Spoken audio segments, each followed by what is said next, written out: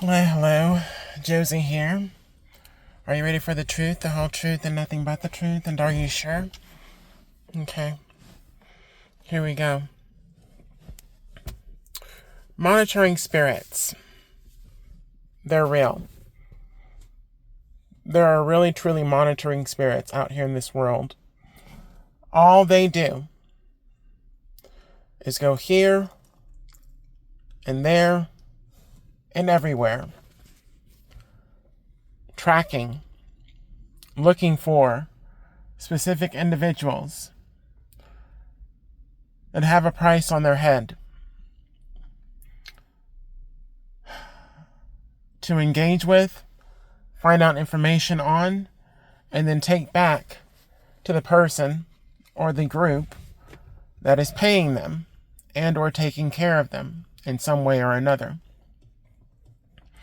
These monitoring spirits are located everywhere.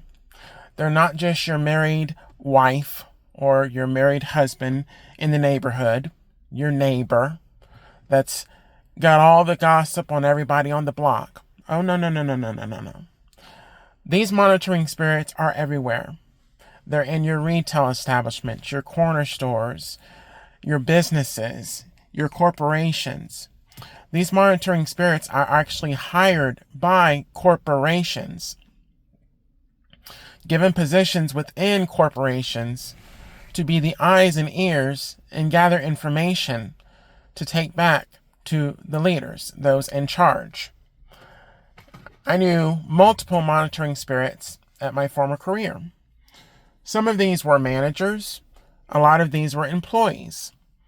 These monitoring spirits that were used within corporations, they are promised higher positions and or going up to a different level faster if they are able to get information about certain individuals.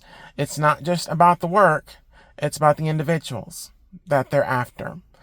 A lot of these individuals are chosen individuals, chosen people by God that are talented, gifted, knowledgeable, creative, and they have the information. So these monitoring spirits will be brought into organizations, hired on to then find out information from other people within the organization, managers especially if they're just an employee. And then they will send and or give that information, like I said, to the higher ups, higher authorities. Now, here's the other part in regard to that. These monitoring spirits, in a lot of ways, they are pawns. They're pawns. Okay? They are used. They are manipulated. They are lied to, and they are deceived. The thing with these monitoring spirits is that a lot of them are aware that they are pawns. Not all of them, but a lot of them are aware that they are pawns. So what will end up happening to these monitoring spirits, what they'll end up doing, these monitoring spirits will find out information not only on the individuals that they are being asked to look into and or observe, watch, get information, and take back to the higher ups.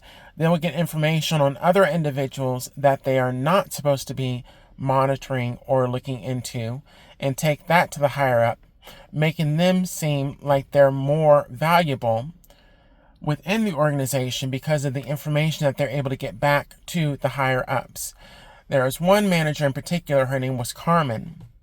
She was not aware that I knew that she was a monitoring spirit, but she was, and I was, and I knew exactly what she was engaging in. She told a lot of business that I shared with her, not a lot, but certain information that I shared with her intentionally, just to see who would be getting that information. My supervisor, his name was Hayden. He was a jealous hater, envious hater. He did not like me. The reason why he did not like me was because of my talents, my gifts, my creativity, my wealth of knowledge, my ability to do very good sales in business, and he was scared and or worried that I was going to take his position when the truth of the matter is he was given the position by somebody else because of the same jealousy and hatred as well as prejudice that was within that manager at the time, who was a district manager.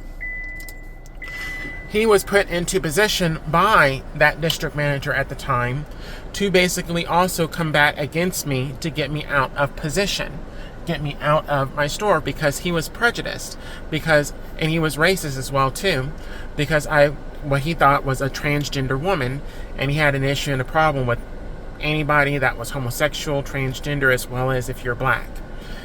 He had a problem with Carmen as well too, because she was at one point a district manager, and she went back down to being a store manager. And he didn't like that she was once a district manager that went down to a store manager because she had a kid out of wedlock. And he knew that she had information and knew information about, the corporation, certain people within the corporate structure and whatnot, and, the things that they did and got involved in, and the tricks and all that stuff that they were aware of and or using. He didn't like that. That's why he wanted her out.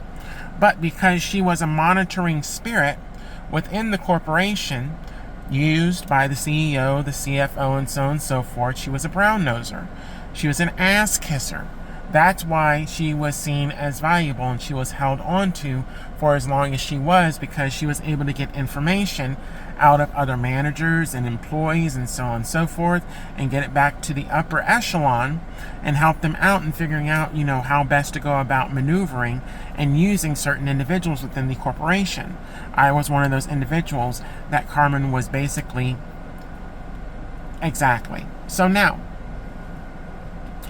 that is just a short, brief story about one monitoring spirit, but in all honesty, in all actuality, it was not just Carmen that was a monitoring spirit. Aiden was a monitoring spirit. Other managers that worked under Aiden were monitoring spirits. A person by the name of Leo, who was a transgender man, who basically decided to go up against me by trying to get information and so on and so forth, sending his customers over to my store to find out information and check in and see what I'm doing and how I operate and maneuver things, because he was jealous of me, because he knew how talented, gifted, and skilled I was in that profession, and he wanted to basically copy me and be seen as better than me.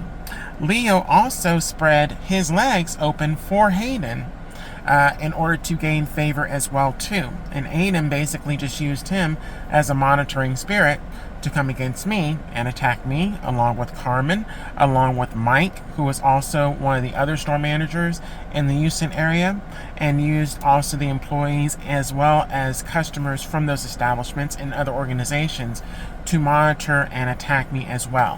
When I tell you I've experienced it, and it is real. It is real, and it is very toxic. And I'm sharing this with you because you need to understand that when you go into different businesses and or especially corporations, you are just another cog in the wheel. If you have any talent, skill, ability, knowledge, whatever, they will drain it from you. What they cannot drain from you, they will send in other people to try to find out the information, find out what you know, so that way they can get it, use it, and then dispose of you, especially if they don't like you, or if they don't want you around, or if you're seen as a threat. I was seen as a threat by a lot of the managers. I was seen as a threat by a lot of the district managers. I was seen as a threat by the CEO of the company. I was seen as a threat by other individuals within the corporation, thinking that I wanted their position or their job, because they knew that I could do their position and or their job very well. This is not something I play with. This is not a joke. This is not a game. This is what I do. I am good at what I do. I was good at what I did. And that was an issue for a lot of people for a long, long time. And they tried many ways to get rid of me, to take me out on the sly, and thinking that I was not aware of what they were doing, and I was aware of everything they were doing.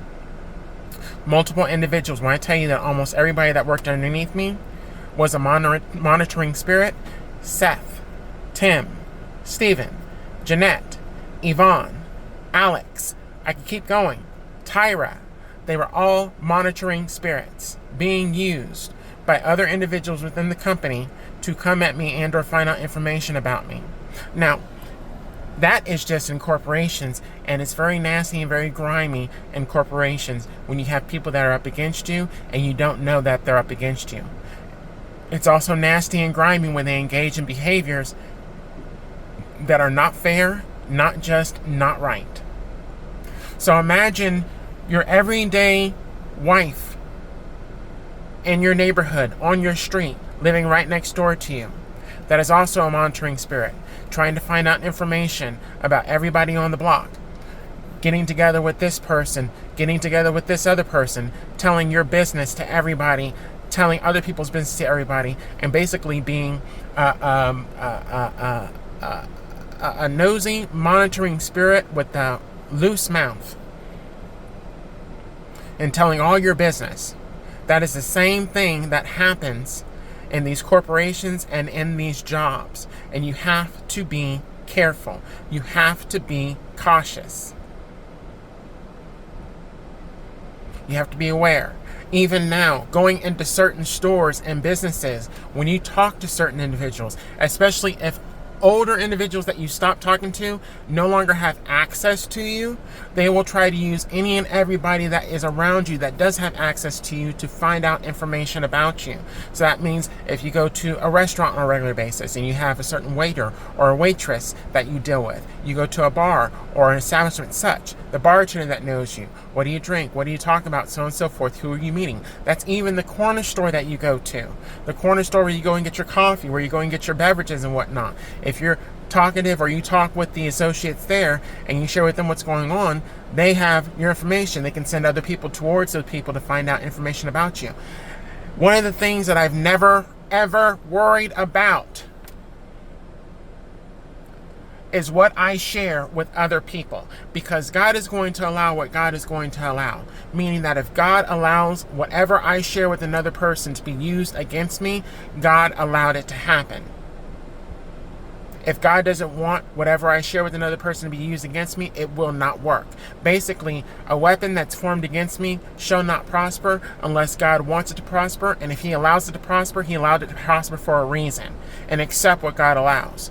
Doesn't mean that you can't be yourself. Doesn't mean that you can't share truth. Doesn't mean that you can't be open and honest and truthful with people. A lot of what I shared with individuals was open, truthful, honesty, and authenticity. That was me. I didn't overshare really anything with anybody. I kept a lot of stuff to myself. But there were a lot of things that I shared with people to let them know I'm not one to play with. And I did it in a roundabout manner to let them know, hey, look, there's certain things that when you engage in, you can't take back.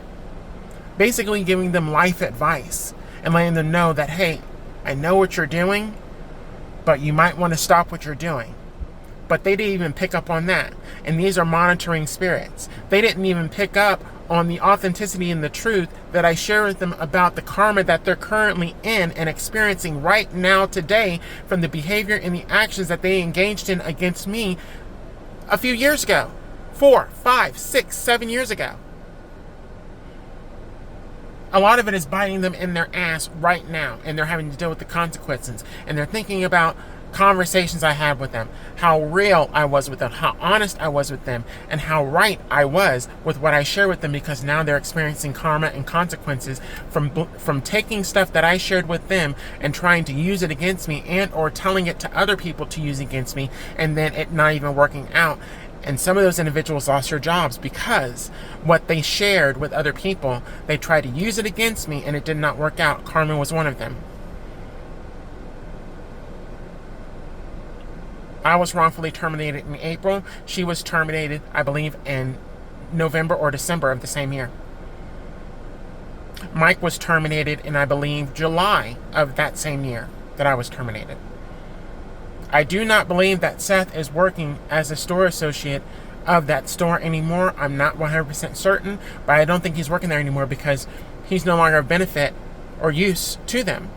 He did what they needed him to do, and he's paying for the consequences. I believe I talked about that previously before, with Seth having some kind of STD or HIV from engaging with someone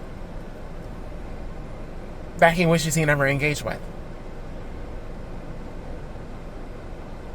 I'm not sure about Leo. I don't really care, but I will tell you this. What you put out, you will get back to you. How you treat others will be done to you. So if she was doing that, said she, if he was doing that to me, being what she thinks or he thinks was a transgender woman, him being a transgender man, and he do that to someone within his own community, that tells you how grimy and disgusting and dirty people that are from your same community can do you, when there's already so much corrupt and negative and hate coming from outside our community, what people will do to you even inside the community. He is going to have to deal with consequences of his actions and his behaviors against me. This is not a game.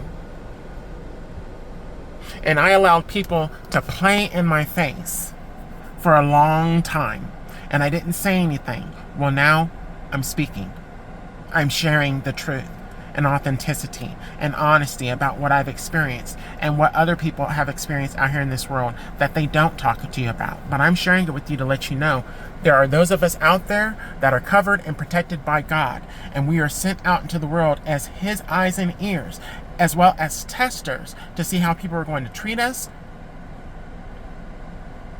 how we respond, and how other people respond to our authenticity and our honesty.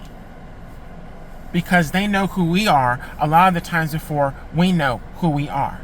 And they still choose to engage in these behaviors against us, knowing exactly who we are. Even when I go to certain establishments now, they know who I am.